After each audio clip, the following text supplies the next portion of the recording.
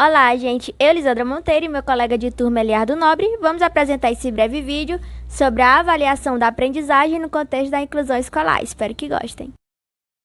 Então, gente, já para iniciar aqui nossa apresentação, eu trouxe essa charge, certo?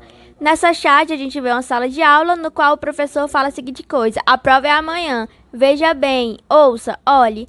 Só que a gente consegue perceber nessa imagem que alguns dos alunos presentes nessa sala são portadores de alguma deficiência, certo? Logo, essa frase ela se torna exclusiva, ironicamente exclusiva. E, infelizmente, às vezes isso acontece dentro da sala de aula simplesmente pelo fato dos professores não estarem adaptados e preparados para avaliar os alunos da melhor forma, do qual inclua toda a turma. E é sobre isso que a gente vai debater hoje, certo? Então, qual a importância das avaliações inclusivas, pessoal? A gente sabe que a avaliação é uma das partes mais importantes do processo de aprendizagem, que ela é extremamente cobrada entre os pais, os próprios alunos e os professores. Eles cobram que esses alunos tenham um bom desempenho nas avaliações, a nota máxima, o melhor possível. Porém, a gente sabe que às vezes as avaliações são injustas, porque a mesma avaliação nem sempre vai funcionar para todos os tipos de alunos, certo? Cada aluno tem sua peculiaridade, sua necessidade, então não dá para esperar que a mesma avaliação vai ter o mesmo resultado na turma toda. Temos que olhar diferente, olhar dedicadamente a cada aluno. É nesse cenário que entra a avaliação inclusiva, porque ela tem o papel de incluir o aluno, faz com que todo e qualquer aluno possa ser avaliado da melhor maneira possível para o professor e para ele, sem que tenha prejuízo para eles ou para a turma, mas que ele possa ter um resultado satisfatório tanto quanto os demais. É de extrema importância que o professor tenha a preocupação de que cada um dos seus alunos seja avaliado. Nem com mais trabalho, nem com menos trabalho, mas com o tanto necessário para a sua avaliação ser justa à sua maneira, certo? Temos que fazer diferente, olhar diferente para que se obtenha resultados melhores, resultados diferentes. Através de uma avaliação inclusiva, o aluno ele vai poder dar o seu melhor naquilo que ele consegue fazer melhor. Porque, de repente, o aluno não tem possibilidade de fazer uma prova escrita, mas ele sabe muito bem fazer uma prova oral. Ele vai estar sendo bom naquilo que ele sabe ser bom. Isso é de extrema importância. Tem que garantir que todos os alunos tenham as mesmas chances. Então, a avaliação inclusiva, ela tem esse poder de não segregar, de juntar todos os alunos, respeitando cada um as suas peculiaridades. São necessárias nesse processo de inclusão e saber lidar com essa questão de aprendizado e de entender como aplicá-la dentro da sala de aula. Dentre estas, tem muitas práticas que são muito relevantes, mas a gente trouxe três mais importantes que eu vou apresentar aqui a vocês. Entre elas destacam-se portfólio, registro regular e seminário. O portfólio. O que seria o portfólio? O portfólio seria uma forma de ter uma visão global da aprendizagem da turma. Como seria isso? Por meio de fotos, dinâmicas de descrição de textos, forma com que é apresentada. A gente vai sempre colocando dentro do portfólio todo o conhecimento prévio do que se tem sobre o aluno. Então, vai sempre acompanhando ele de forma com que a gente possa compreender e entender, além de mostrar o detalhe da evolução deles, como eles aprenderam a tal conteúdo e como eles são evoluindo e que estão sendo aplicados dentro da sala de aula para poder ser um quesito de analisar todo o conteúdo da sua aprendizagem. Outra forma é o registro regular, que é necessário o professor ter um caderninho, alguma coisa para anotar toda a evolução do aluno, para que ele possa aprender e a desvendar alguns gargalos onde o aluno ele é bom ou ele é ruim. E aí, se a gente, ruim entre aspas, onde ele tem mais dificuldades, perdão pela palavra.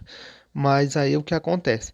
Ao professor ele utilizar dessa ferramenta é muito necessário, porque ele vai compreender a evolução do aluno e aí ele vai encontrar soluções e maneiras fáceis de incluir esse aluno e apresentar algumas formas de como a aprendizagem dele é muito relevante nesse quesito, porque às vezes a dificuldade, o aluno pode não ser bom em um determinado conteúdo, mas em outro ele é muito fera, então é necessário o professor conhecer o aluno e entender sobre como eu posso aplicar para poder ter esse conteúdo. Seminários. uma prática bastante interessante e muito utilizada por alguns professores. Mas antes que a gente possa, os professores devem ter cuidado ao analisar tudo isso. Mas o que acontece? Ao englobar todo a sala, né, vai ter uma integração, o aluno ele vai ter conhecimento, vai ter ideias, vai conhecer o pessoal, vai ter uma inclusão e aprendizagem do que ele pode ter. E aí tem um grande respeito de opinião, porque eles vão lidar com questões de diálogo, formação, inclusão, mas para isso é necessário que o professor ele possa ter e englobar todo, porque às vezes a gente entende que às vezes alguns alunos não querem englobar fulano nesse crânio, por isso e por aquilo. Então é necessário o professor tomar medidas cabíveis e inteligentes para poder incluir todos dentro desse ramo. Aí isso a gente encontra algumas dificuldades nesse processo, que seria o quê? Muitos mecanismos excludentes, as formas que são apresentadas, algumas, entre aspas, eu vou dizer aqui, alguns vexames que são dados, porque às vezes tem um profissional capacitado para se colocar dentro, às vezes tem uma pessoa que tem uma deficiência dentro da sala de aula e o professor ele não inclui a ele bota, vou botar ele para o canto para ele fazer uma atividadezinha de nível básico e aí para não poder ele ficar sem fazer nada. Mas o que acontece? Às vezes esse estudante ele quer estar junto com os outros, ele quer ser tratado de maneira igualitária. E aí existe esse processo excludente, que é a falta de o professor colocar esse aluno junto com os outros e entender como é aplicado dentro da sala de aula. A outra são profissionais de referência que possam se destacar e ter um aperfeiçoamento destes para poder estar ajudando e colaborando na aprendizagem.